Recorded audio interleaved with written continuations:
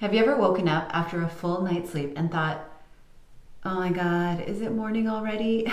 Why do I feel like I have partied and actually I haven't partied since 2007? You do all the things right, you cancel the plans, you go to bed early, maybe even get a massage, and you still don't feel better. You still feel like maybe, I don't know, you forgot to plug yourself in overnight. And then you start thinking, okay, I'm just tired. Like maybe I need more iron, maybe I need more greens, maybe I need more magnesium. But what if the problem isn't just that you're physically tired? Maybe it's also that you're emotionally tired. And when that happens, there are no number of naps or oat-milk lattes that are gonna fix it. And trust me, I have tried. Welcome to the XO Conversations podcast. I'm your host, Dr. Rishma Walji. And here we talk about resilience so that you can pursue big goals and your dream life, whatever that looks like for you. The hard part is that physically tired and emotionally tired actually look very similar.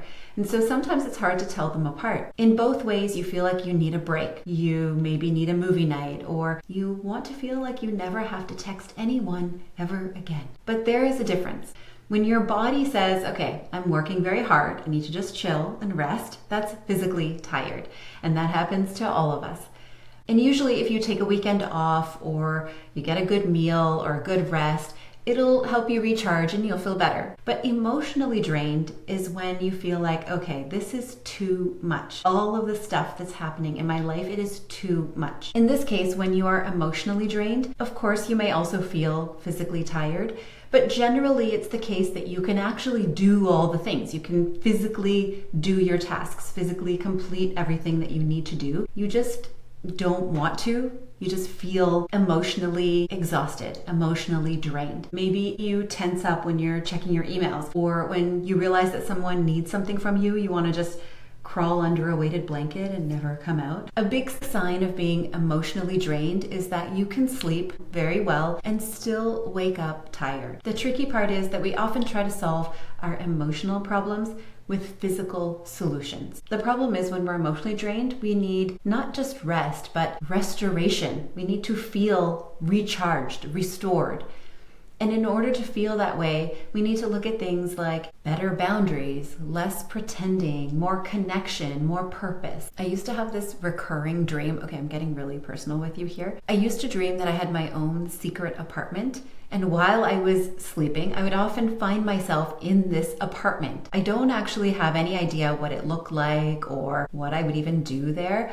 It was just an overwhelming relief to feel like I was walking into a place that was mine, that it was exactly the way that I left it. There was no one around to ask me anything or to do anything. It was just very relieving to have this space that was my own. I think during those years, I just felt like everybody wanted a piece of me. And it was, although physically draining, it was also really emotionally draining. I felt like I had to be on for everyone, my patients, my kids, my family. And having this space of my own, I mean, even though it was in my dreams, it was just really recharging. When we feel this way, sometimes it's because we're emotionally overdrawn. Too many people needing something from you, and you just need some quiet space to figure out what you need from you. Sometimes it's because we're dealing with something emotionally stressful, like conflict with family, or feeling lonely, or feeling disconnected. This feeling of being emotionally drained is really common, especially if, let's say, you're a parent or an entrepreneur or a professional or a caregiver.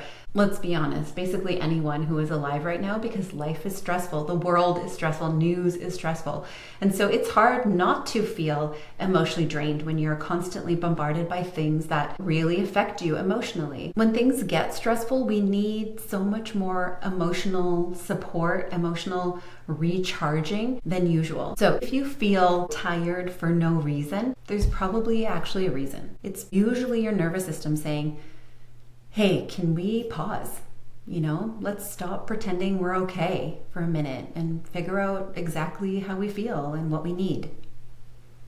Okay, so what do you do? First, let me say that there are many types of fatigue and tiredness. Obviously, there's physical tiredness, meaning that you do actually need more sleep or something like that. And now in this episode, we're talking about emotional exhaustion, which I'm going to get into more detail next. But there's also structural fatigue, which is sort of what I call it when your life systems are chaotic. Maybe your schedule is all over the place. Maybe your time is not your own. Maybe you're constantly trying to figure out where your stuff is or what to make for dinner. This is for me. I am always wondering what to make for dinner. Honestly, sometimes I wonder, why do we have to eat 3 meals a day? Do we have to actually eat every single day? Maybe it's that you're feeling a lack of belonging or purpose. We don't often account for all of those things that zap our energy. And if you have a lot of them, trust me, it is worth plugging up those leaks one at a time. If you're feeling tired and you know it's not just physical and there's maybe something else that's going on, you can take my free capacity assessment online to figure out where you need to focus first. You can find it at livingxo.com/resources. Okay, so let's say that you're emotionally exhausted. How do you not just rest, but restore? The first thing is you need to take inventory of your emotional energy. You can ask yourself, what has been draining me lately? What has been refilling me? I heard someone talking about red herrings the other day in a parenting podcast. The concept was that sometimes your kids will say things that get on your nerves, like, he never does the dishes, or I don't care about math. But it's more to get a reaction out of you, and instead you actually need to stay focused on the topic at hand. So say, for example, you're telling your kids, hey, you need to get your homework done or whatever, and they start going off on tangents. The idea is you don't want to follow those red herrings. And it made me think that we have red herrings in life too, because we get bombarded with tasks and requests and emails, and we go chasing after them without a chance to really recenter and figure out, okay, what is it that I want to do? How do I want to respond? What's important to me? What do I need? So take a moment and get back on track. What refills me and what drains me? And is there anything I can do about it? Okay, the next one is audit your shoulds. Honestly, this one is really hard, but also super important. If your week is filled with things that you should do, you're probably using borrowed energy somewhere. And we all do it. I'm telling you to audit your shoulds, but I am also often auditing mine, especially the shoulds that feel uncomfortable or that you don't agree with. You know, I should feed my kids, and I agree with that. I should feed my kids. So making dinner maybe is something that I will do and use energy on. But there are many times that a should will show up that I don't agree with or I don't want to do, like responding to an email right away or dealing with someone who's maybe not polite to me or something like that. And every time we go forward with a should that we don't agree with, it leaks some energy in our emotional tank. I'm not saying that you should never do any of those things. Of course, sometimes we have responsibilities and we have to deal with things that we don't agree with, but there are often ways to mitigate those things. Maybe changing the schedule so that you deal with it at a time when you have more energy. Maybe putting a time limit on a conversation that might be hard. There are ways of sort of minimizing that energy leak or the energy drain that those shoulds have on you. We often think, I should reply right away. I should call that person today. And I'm not saying you should cut yourself off or be a jerk to people. Of course, that's not what I want you to do. But likely there is a way to at least handle some of these situations differently to protect your emotional energy. Okay, the next thing you need to do to emotionally recharge or emotionally restore yourself is to refill your cup with connection and not consumption. For most of us, when we're drained, our instinct is to scroll or a snack or shop. Personally, I love a good retail therapy session. But what we crave isn't actually more stimulation. We crave connection. Talk to someone who makes you laugh. Hug someone you trust. Cry if you need to. I don't know if you notice this, but a lot of times after you scroll or snack or shop, you feel worse afterwards. So it's not really refueling. It might be good in the moment, but it doesn't last that long. So practice connection as opposed to consumption because it'll last longer and it's also kinder on your wallet.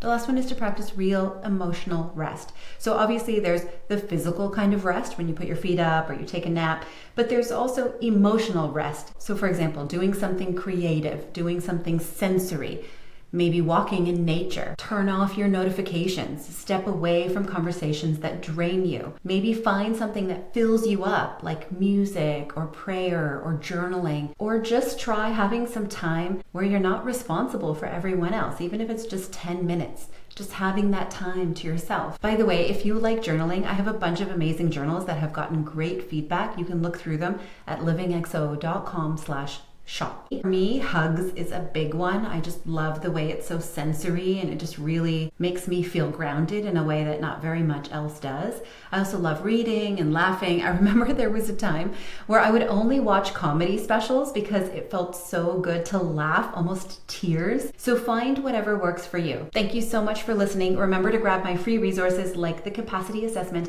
at livingxo.com/resources. I also offer free coaching, and generally I just love to hear from you or get your feedback on a future topic request or something like that, so feel free to reach out. If you enjoyed this episode, please send it to a friend and leave me a 5-star review. It goes a long way. Take good care. Until next time.